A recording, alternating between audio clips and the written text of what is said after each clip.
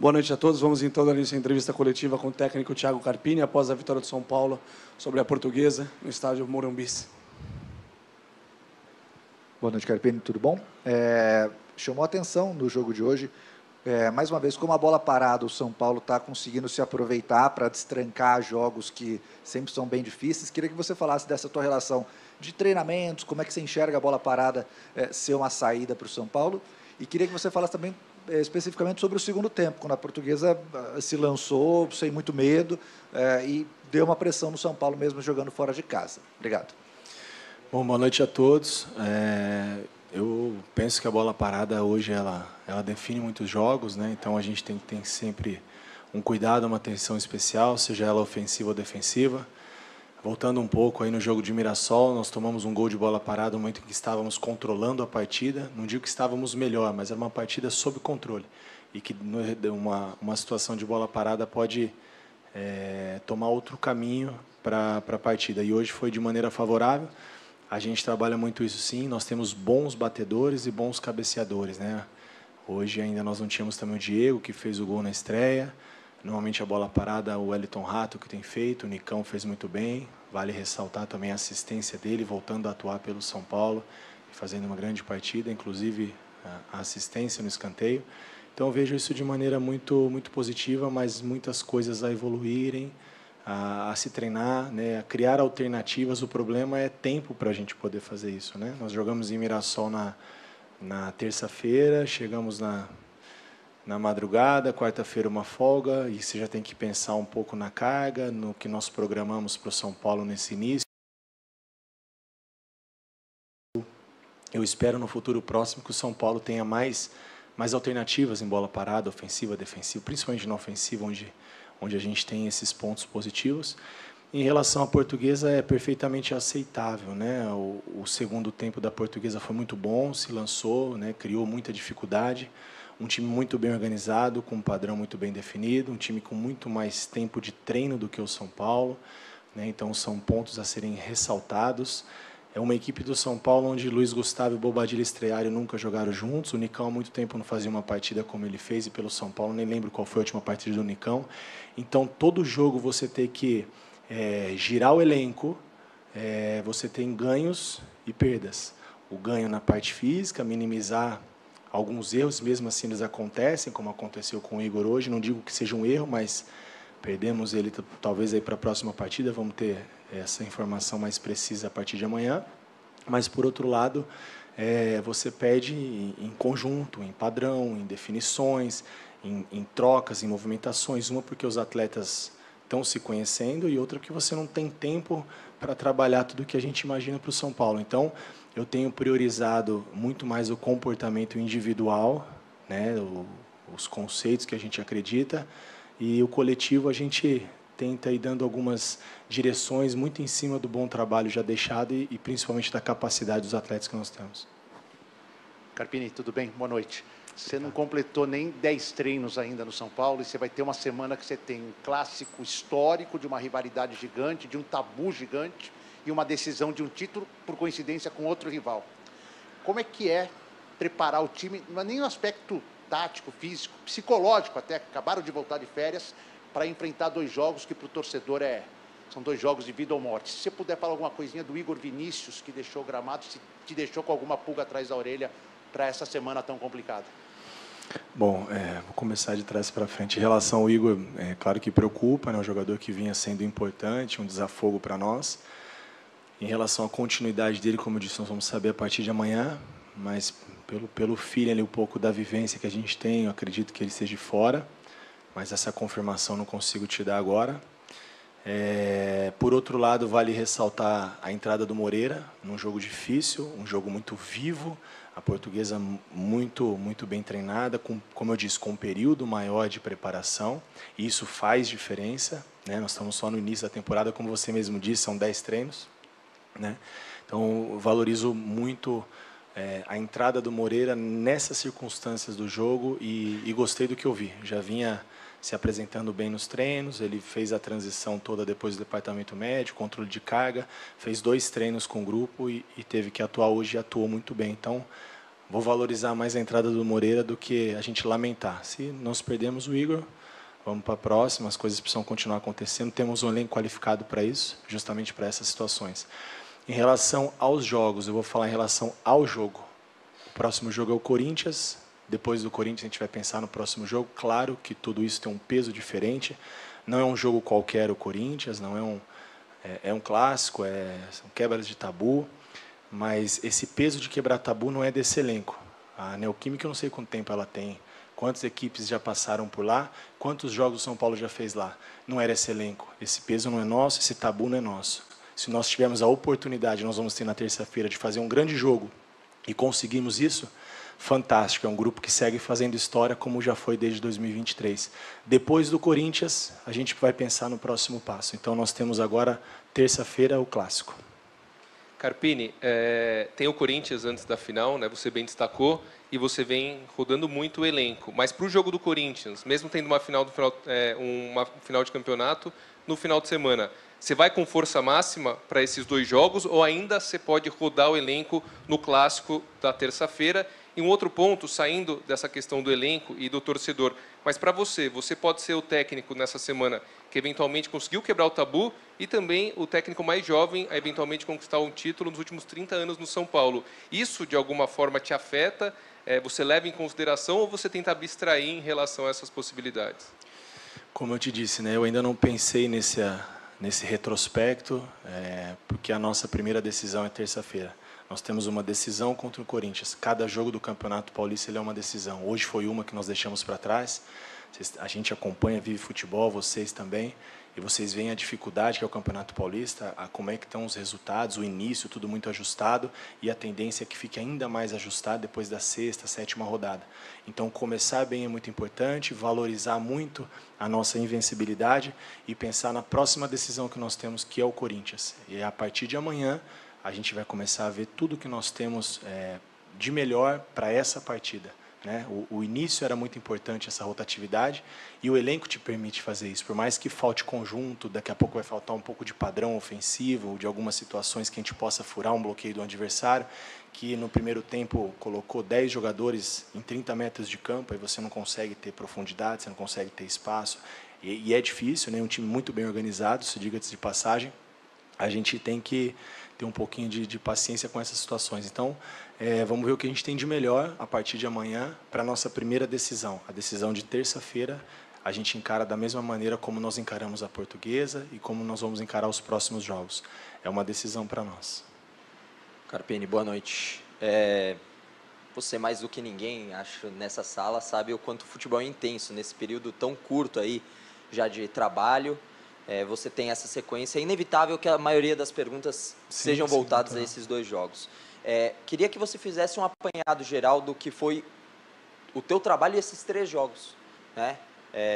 As vitórias em casa, o empate fora, se, pelo menos na minha avaliação, o segundo tempo, o São Paulo parece que caiu bastante de produção, não sei se você também avalia dessa forma no jogo de hoje, e se essas 3 partidas somadas, de tudo que você viu, todos os jogadores que você testou, alguns que certamente te agradaram, outros você fala, talvez demore um pouquinho mais para ganhar o espaço natural entre os 11 iniciais, se o São Paulo chega pronto para jogar e tentar num alto nível para ser campeão lá no próximo domingo, para quebrar um tabu. Como é que chega o São Paulo, na tua visão, para essas 2 partidas?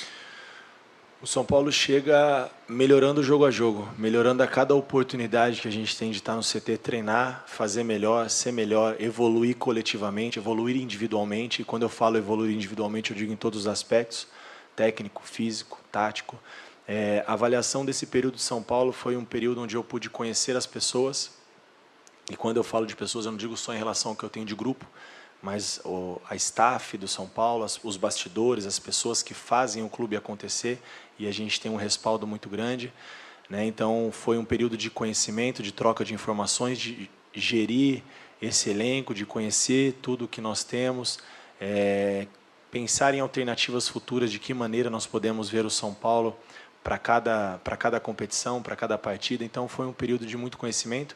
Claro que a gente propondo alguns comportamentos e eles muito abertos a aceitarem, né, a receber informação, um grupo que gosta muito de trabalhar, É um grupo que, quanto a isso, a gente não tem problema, a gente tem que controlar um pouquinho pelo excesso, então isso é muito positivo. E é um grupo que gosta de informação, gosta de conceitos, gosta de ideias novas. Então, a gente procurou também trocar muita informação e trabalhar em cima disso para a gente procurar, mesmo com pouco tempo, colocar, né, um pouco do que a gente imagina para o São Paulo no decorrer da competição, do decorrer do nosso ano, da temporada, não só dessa competição em si. E como eu disse nas perguntas anteriores, é natural que fala-se muito da decisão da Supercopa, mas isso não é um discurso meu aqui para não falar da decisão, é um discurso interno.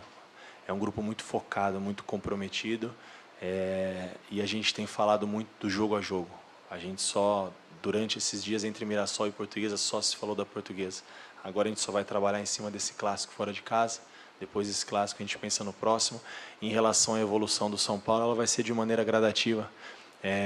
À medida que a gente conseguir repetir um pouco mais as escalações, a gente começar a criar alternativas, a gente começa a ter um São Paulo que vai evoluir mais em todos os aspectos, isso é natural. E é natural que a equipe da Portuguesa ela consiga, como ela conseguiu em alguns momentos, incomodar e ser melhor na partida do que foi o São Paulo. Dificilmente você vai ser melhor com o adversário 90 minutos, isso não acontece. E nisso entra isso que eu te disse, conjunto. O Luiz Gustavo, vocês sabem, tem 10 meses que não atuava, né, muito tempo sem fazer uma partida, nunca jogou com o Bobadilla. O Calleri foi um cara que a gente sacrificou um pouquinho mais no volume dele, mas era previsto por conta de tudo que já foi trabalhado.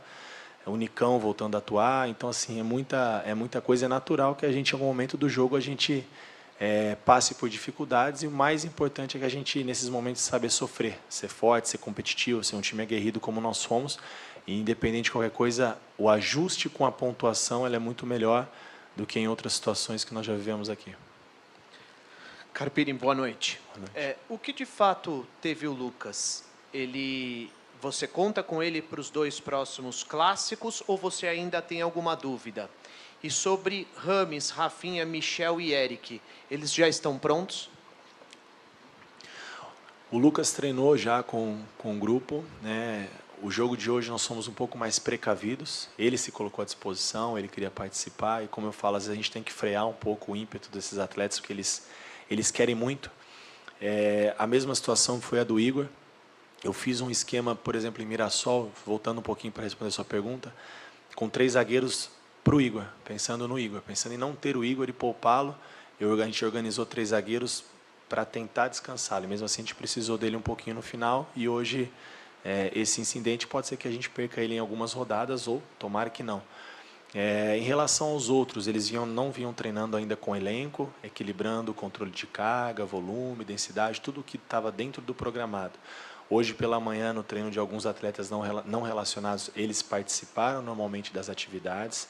Claro que agora que eles foram inseridos no processo do contexto de grupo, de agora em diante eles passam a ter mais condições de atuar, à medida que a gente tenha o feedback também do atleta, quando ele se sinta confiante, talvez no seu melhor nível não, porque aí chega um momento do treino que precisa do jogo, né? Mas eu acho que talvez seja um pouco precoce ainda, mas como eu te disse, a partir de amanhã a gente vai ter um feedback. O Rafinha treinou hoje com o grupo, o Rames treinou com o grupo, o Michel treinou com o grupo, o Lucas treinou com o grupo, e todos se sentiram muito bem. Agora é mais a gente controlar a carga para não acontecer o que aconteceu com o Igor. Eu sei que o torcedor, assim como eu, quero todos os atletas à disposição, que a gente quer ver todos atuando aqui no Morumbi, nos ajudando. Mas para não acontecer o que aconteceu com o Igor, a gente está tendo esses cuidados, e mesmo assim acaba acontecendo como foi no dia de hoje. Então, daqui a pouco a gente vai ter todos à disposição. Carpini, boa noite. Você tem uma dupla muito consolidada de meio de campo com Pablo Maia e Alisson, né? Eles são muito entrosados entre eles, mas também com o time. E hoje você colocou Luiz Gustavo e Bobadilla, já falou deles individualmente, mas eu queria que você falasse deles como uma dupla. Como é que você viu esses 2 jogadores, pensando até em outras oportunidades de repetir esse time? Bom, o Luiz é um cara muito lúcido, né? Muito vivido. A carreira dele fala por si só. É um líder nato, um cara muito positivo. Como eu disse, vai sofrer um pouco ainda com a sequência de jogos, conforme ele for tendo as oportunidades, pelo período de inatividade.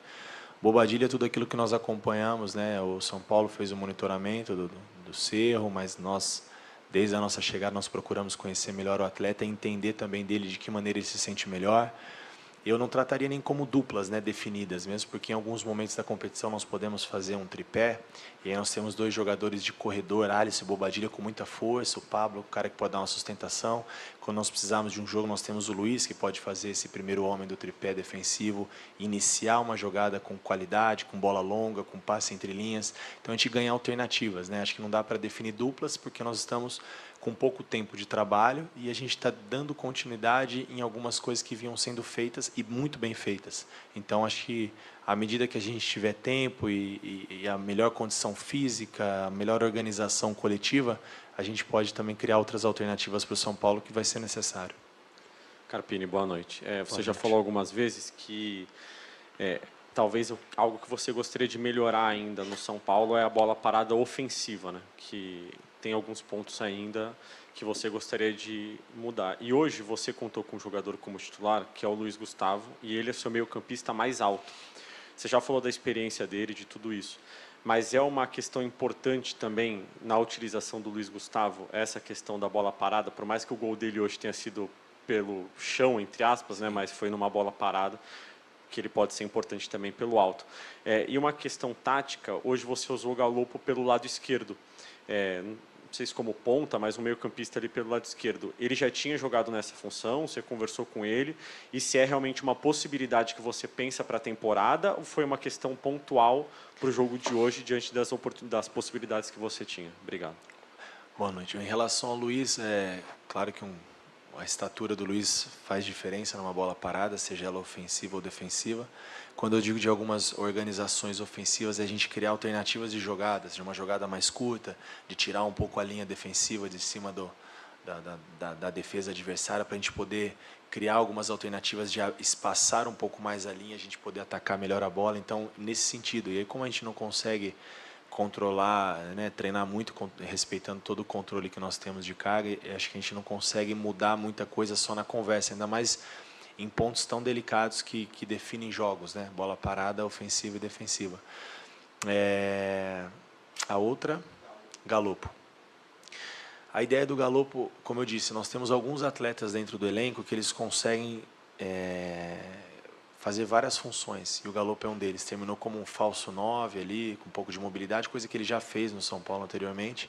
Não é onde ele se sente mais à vontade, isso é uma conversa que eu já tive com ele, mas é um cara que consegue vir flutuar entre linhas e ataca bem o espaço. Muda um pouco da característica de um 9 que nós temos, como é o Calheri, um cara brigador, que sustenta de bola final, né? Então, a ideia do Galopo era a gente ter o que nós tivemos até os 35, mais ou menos, no segundo tempo, que eu acho que foi onde eles suportaram também fisicamente, que é a posse de bola ofensiva, a movimentação entre linhas no campo defensivo da Portuguesa, que nós fizemos bem até o momento do gol, né? O Galopo vinha flutuar de fora para dentro, mais ou menos como fez o Lucas na nossa estreia contra o Santo André, porém o Galopo vem como um meia, e o Lucas um meia que quebra mais linha com drible, com agressividade, então muda-se um pouco a característica, mas a gente consegue ganhar também alternativas para daqui a pouco usar assim o Galopo nessa função. Como eu disse anteriormente na outra pergunta, quando nós fizermos uma situação de um tripé com 2 corredores, no Banfield ele fez muito essa função, e eu falei isso com ele já, então a gente está tendo convívio, e eu gosto muito dessa conversa do atleta, desse feedback. Uma coisa são as minhas ideias, e outra coisa é ele se sentir melhor para entregar o melhor, e que para eu também possa cobrar o melhor, porque a partir do momento que a gente define uma situação e onde ele se sente bem, onde ele se sente melhor, nessa função, ele vai ser, como todo, sempre cobrado muito para exercer aquilo que ele tem de melhor.